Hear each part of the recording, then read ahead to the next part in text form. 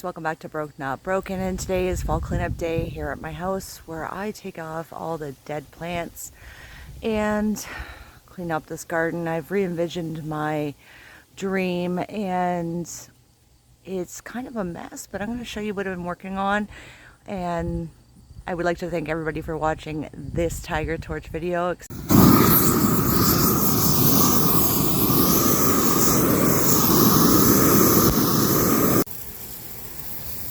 Excuse the dirty hands, but I actually do the work here. Now this bed, I'm sorry about the wind, has been tiger torched and all the strawberries removed. It looked like this before. This bed has been replanted with strawberries. They're kind of floppy right now. They need to be rewatered. This bed right here has been tiger torched. This is where I had my greenhouse before, guys, but the wind and the ice storm really did a number on my greenhouse and it came to the ground. So we're going to rebuild that in a different location. Now the new location is at the head of my garden. I just wanted to show you the other side of that garden that had the strawberries. Now on the back side of here, you'll see those little sticks right there. Those are blueberries. And they were not touched by the tiger torch at all. Weeding torch, which is laying right there on the ground. This is one of the last beds I have to work on. You can see that Cade has his mystery pumpkin growing right here, and I have another one over on the other side. We didn't grow these. These were rogue growers. And see how weedy this is? Now I'm not going to tiger torch, weeding torch this until the pumpkins come off, and you can see where there's corn stalks and such in here.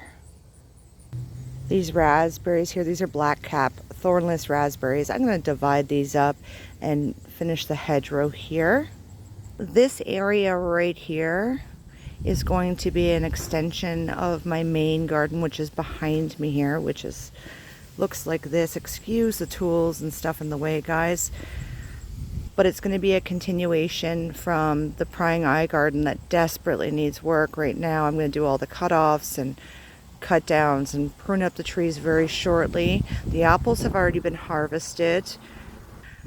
I haven't really touched this garden at all since like July. I've done some odd weeding, but realistically the mulch has held its own in here. I'm going to just get up close for you so you can see. Now, there are weeds in here, but considering I've basically left it on its own because, like I said before, I have been at work since the end of June until September 1st, and I've been working on other things and haven't had the opportunity really to get out here and weed it. I mean, I did some weeding, but I have some sumos. Like, I mean, look at the size of this thing.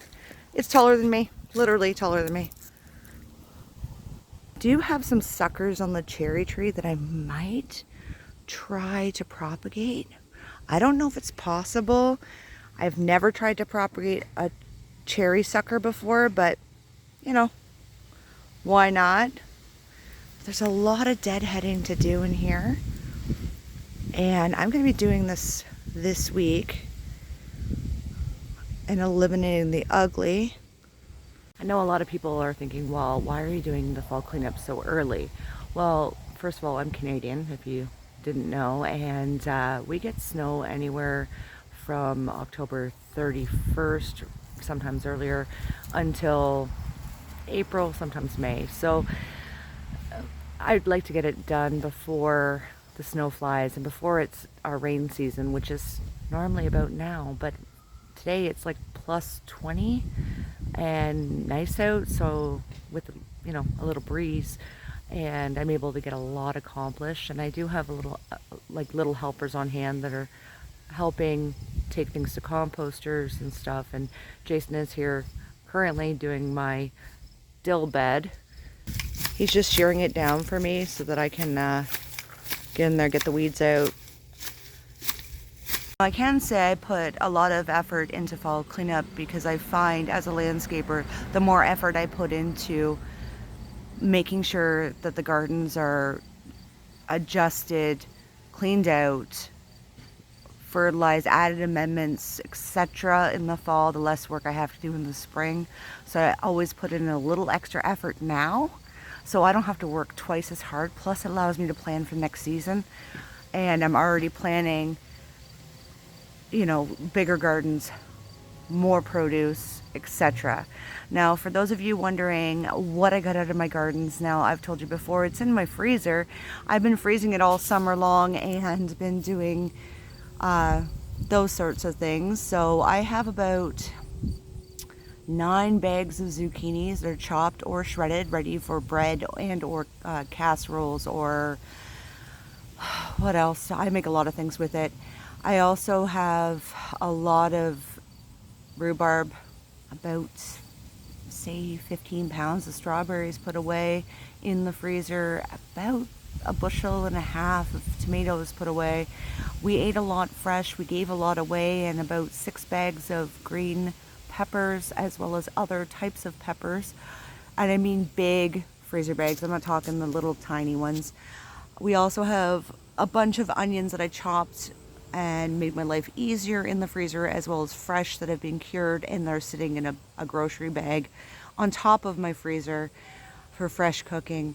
We got about 25 pounds of potatoes out of a really small bed, and normally I grow them in a garbage can, and I normally yield about 50 pounds per can. It sounds odd and it sounds unrealistic, but it has happened in the past. We had a few failures this year.